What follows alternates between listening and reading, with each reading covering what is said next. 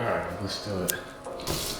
So playing for the Cardinals and the Marlins was the best thing ever, right? So I was like 5, 6 years old when I knew I wanted to start playing baseball. And I think I specifically remember being 12 years old when I knew I wanted to do it professionally. I watched the San Diego Padres I watched the San Diego Padres play in the World Series against the Yankees, and I saw them lose. But growing up in San Diego, I knew that I wanted to see Tony Gwynn, my favorite player, be able to win a championship, win a World Series. But the moment I saw them lose and I saw the Yankees win, I remember seeing grown men crying. And I remember thinking, man, what kind of sport makes grown men cry when they win? Because I had barely even seen my dad cry. So seeing that and seeing their reaction, I knew immediately, I was like, dude, I want to do that. Like, that's what I want to do for my life, is to be able to play a sport that makes you so emotional when you win that you cry, right? I got the opportunity to grow up, went to college, got drafted, played professionally. It wasn't easy for me. 7 years in the minor leagues before getting to the major leagues. So that tough road, that grind. But while I was playing, I also knew while I was playing that I wanted to do something after that could be impactful. I knew I wanted to do something that could tell players stories. I wanted to be able to, highlight what players do that's great. And I remember while I was playing, my parents were always kind of like, hey, remember, baseball doesn't last forever. Think about what could be next. What could you do great that's next? And, you're always in a point to where you understand you have influence as a player, but you don't really know until you're done and you have to figure out what's that next thing. Like, how do you want to use that influence? And for me, I loved evaluating players' swings. I loved watching the game. I loved hearing the stories, ESPN, MLB Network. What are the stories that make these players great? What's something that I can take away and apply to my everyday life? And I always used to think about those things. So I was like, man, maybe I could be able to do that one day. And so naturally, I kind of thought about that while I was playing. But it was never something that, okay, I know I want to be an analyst. I know I want to be a broadcaster. It wasn't like that. So 2020 happens, and I had just got done playing in Korea. I had got done playing in Mexico. I didn't know if I was going to be back playing in the major leagues at all. 2020 happens, COVID hits, there's no Major League Baseball. Major League Baseball just stops. And I'm trying to figure out, okay, what's my next steps? Am I gonna go play in Mexico again? Is it time for me to call it quits? Do I have an opportunity to maybe play in the minor leagues and then get called up? Just wasn't sure. And then once COVID hit, Korea baseball was still going on in Korea. ESPN started broadcasting Korean baseball games because Major League Baseball had stopped. And I remember my wife being like, there's people jumping on these Korean broadcasts that have played in Korea talking about their experiences. And she's like, I think you should try to do something like that. And I was like, yeah, that would be cool, and kind of brushed it off. And then a producer actually hit me up probably a couple weeks later, and they said, hey, we would love to have you on talking about your experiences in Korea. We know you played there for a couple of years. And so I was like, yeah, I would love to do that. So jumped on probably like 4 a.m. one morning because the time difference during a game. And I was like talking about all my experiences, talking about how my first son was born in Korea, talking about how I try to engulf myself in the Korean culture.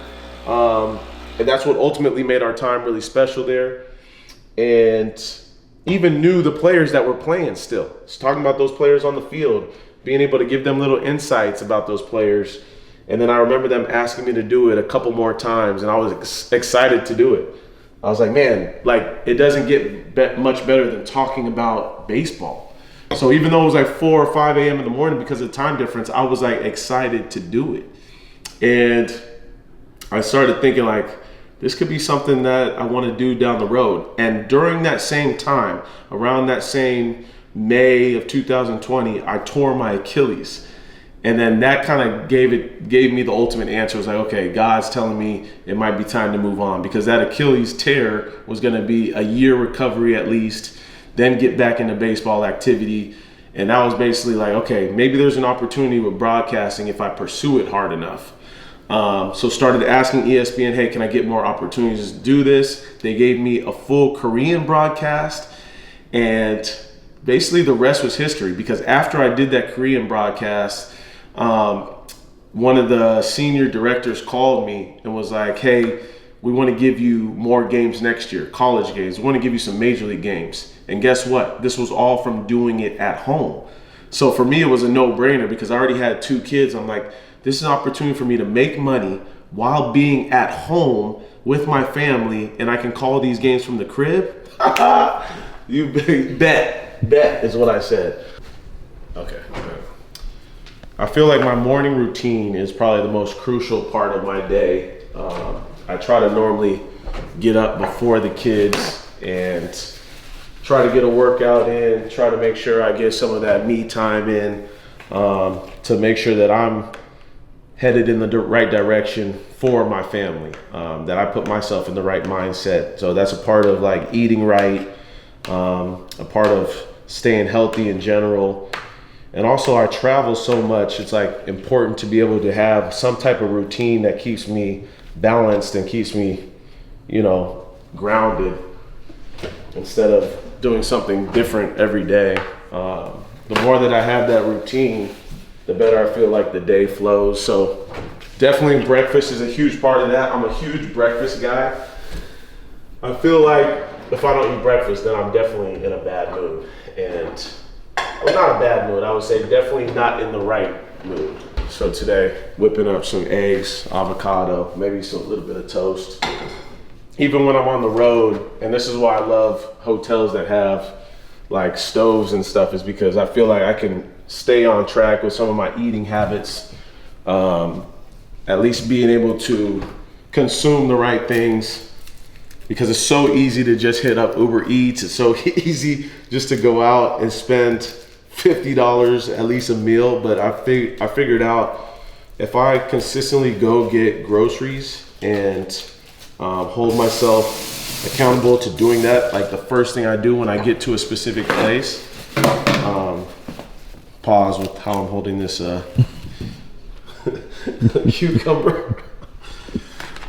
No, but I know if I do that first thing, I know it'll be just that much better for me, because I'll feel that much better eating better foods. And then once it's in the fridge, I know I got to eat it. I can't leave it in there, because then it's just wasted money.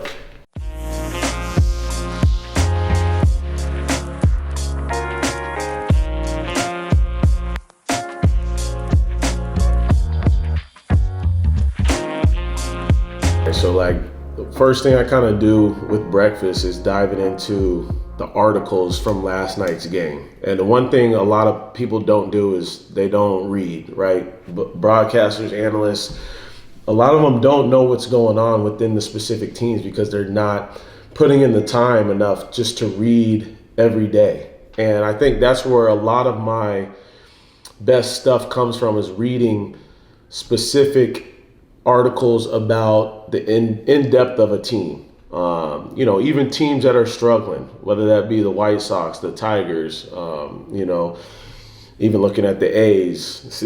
Just, you don't learn enough about a team by watching the games. You have to learn from the people that are following the team on a day-to-day basis. And that's where I get most of my information. So that may be MLB.com, that may be The Athletic, that may be ESPN, that may be diving into even podcasts that have kind of the written content on them.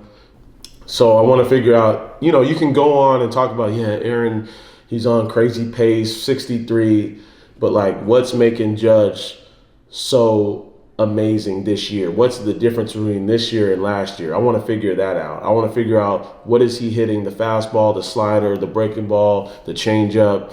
What's he hitting better? Is he hitting lefties better, righties better? What area in the zone is he hitting better? All of those things I'm looking at for the specifics of it. Another random thing, Judge to guest star on the Paw Patrol spinoff. So he's going to be on Paw Patrol. Like, those are things that you can bring up during shows that are like fun too. Like seeing Oscar Tavares, Jose Fernandez being a part of those teams, it teaches you that life is so short, and baseball is like, yes, it's a priority at the time, but also reminds you like how small it is within the world perspective of things, right? And how small it is in life, and how much time we have. We don't have much time. We don't have much time to waste, and we don't know when someone's going to be gone. Someone will be here one day, gone the next. So it made me appreciate baseball that much more. It made me appreciate the relationships I had playing. Because if I didn't go through that, it wouldn't remind me how special it was playing with Oscar Tavares, how special it was playing with Jose Fernandez. So those are a reminder for me every single day of how short life is, how much you have to cherish it, but then also how much relationships are the priority of life, and continuing to cultivate those relationships. I record everything that I do. So camera is one of my most important investments. It's one of the toughest things to do, is like watch yourself and evaluate yourself, and nobody likes hearing themselves, but doing the tough thing is what ultimately helps propel you. So everything that I do, whether that's in the morning radio, if that's just creating some type of content, if that's practicing something, if that's preparing for a show, I like to record everything that I do, because then I have no excuse I can rewatch it. I can see what my issues were. I can see what I didn't like. I can see where I said too much or or whatever it may be. And I can get that much more out of the rep. And I think that's another area in which, when you're talking to broadcasters, analysts, people in communication, I always tell them to watch your stuff over and over and over again. Same thing goes for when I'm using the microphone. When I'm doing audio, I try to listen to it over and over again. So one thing I'll do is I'll watch myself, and then I will turn off the sound while I'm watching myself, see my movements, see my hand motions, my interactions with somebody else, all those motions.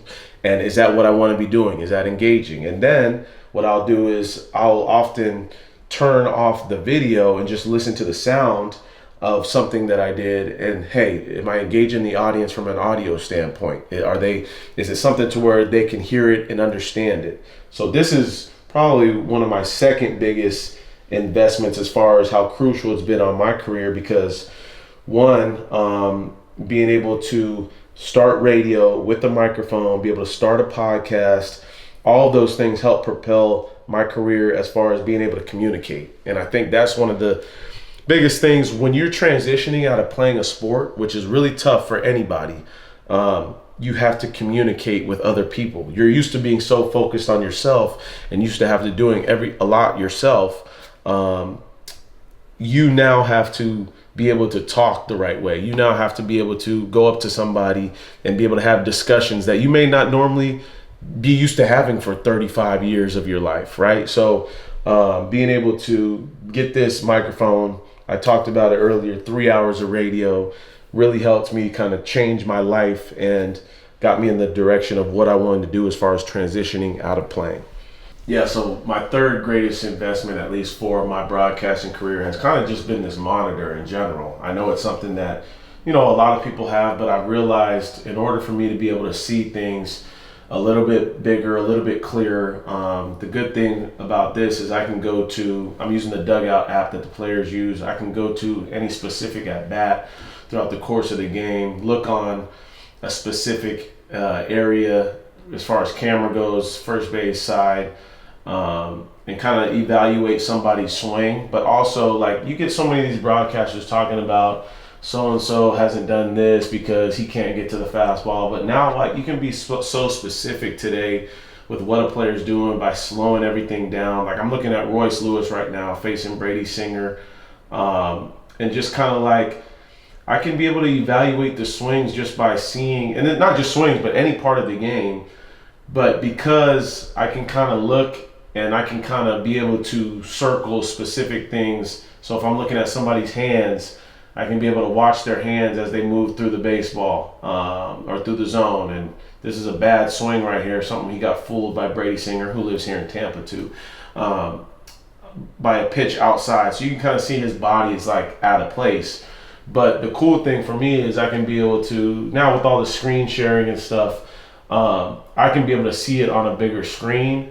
I can be able to then go to, okay, what type of adjustment did he make in the very next at bat, in which he absolutely hits a bomb. So like for me, I can be able to see everything I want to see on a much bigger screen because I'm looking at specifics on somebody's body. So now I see this dude hit a bomb. Okay, what was his swing doing differently? Okay, first of all, this dude is not like reaching for the baseball. He's in a good balanced position. His hands are coming in tight. This is a fastball inside, by the way. I'm going to go back to this broadcast point of view. I don't know if you guys can see this, but. And right there on the corner, and he's able to get the hands inside and be able to drive this ball out.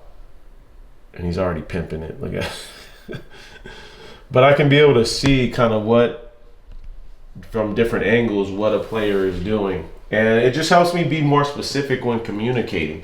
And it helps me remember kind of the feelings that I had as a player when I'm watching somebody. Okay, were my hands here? If they were here, what did they feel like? Oh, they felt like they kind of dropped down immediately. Oh, that was a negative thing for me. So look, watch Royce Lewis. When he gets set, that's how he kind of starts. But then like everything lowers down. And then boom. So like just for me, in my profession now, this has made everything so much clearer as I'm still learning so much about the swing. I'm still learning about so much on defense and what players are trying to do in today's game. But the good thing is I've played with so many guys. I'm relatable. I can be relatable and figure out and call somebody, hey, what are you trying to do? Brady Singer's a guy that lives here in Tampa. Hey, what were you trying to throw to this guy? So it's cool to have those relationships, still be young enough in the game, but also be mature enough to know that I don't know everything and I'm going to figure it out.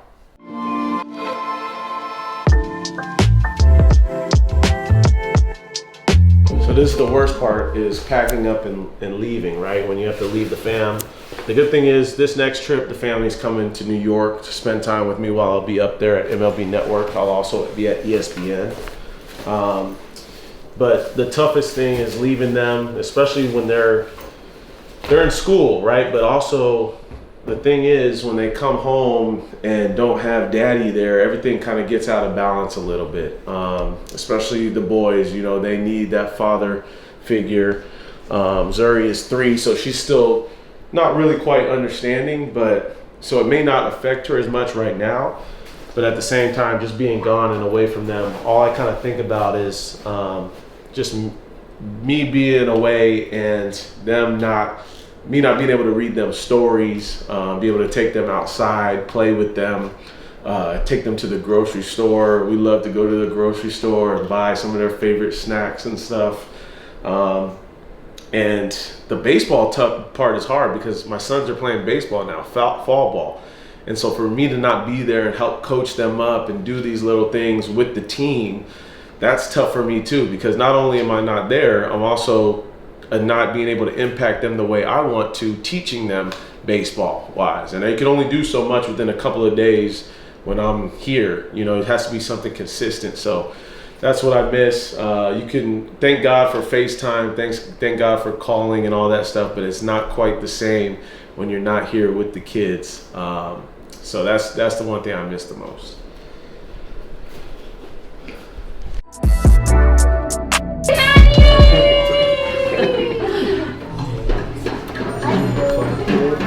How was she today? Soccer today? No soccer today. Next time? Okay. What colors did you do? Blue.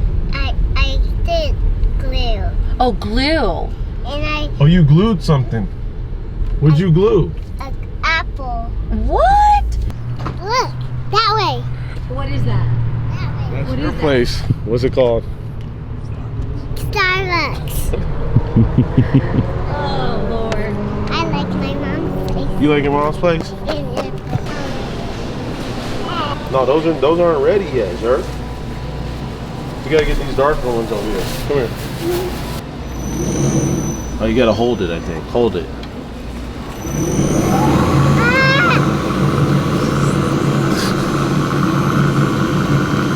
What the heck? Channel lady, Xavier Struggs, ESPN Major League Baseball analyst, also the host of Show and Go with X, talking some baseball with us here. Carlin versus Joe. Xavier, it seems silly to sit here and wonder, is Aaron Judge getting enough attention for what he's doing? We know in the New York area, in the Northeast, probably, but nationwide, a guy who's hitting around 340, he hit 50 and 51 yesterday. He has 450 home run seasons. Are we fully getting the appreciation for Aaron Judge that we should be? Well, first of all, thank you for having me. And second of all, I don't think we are. The biggest reason being because his season right now is more productive than the 2022 season in which he hit those 62 home runs. When you look at average, when you look at slugging percentage, you look at on-base percentage, OPS, all of those things are, you know, ranking #1 in baseball, but also it's more productive as a whole. And as a hitter, he's grown immensely just over within the last couple of years. So when we talk about Aaron Judge, the sky is still the limit. He's still getting better as a player. And I know a lot of superstars within the game continue to get notoriety. Shohei Ohtani, obviously, his own teammate, Juan Soto. Sometimes those that takes away a little bit from what Aaron Judge is doing. But when you think about teams and how they continue to pitch around him, and he's still having a productive season, a historical season, that just tells you how special of a player he is on a day-to-day basis.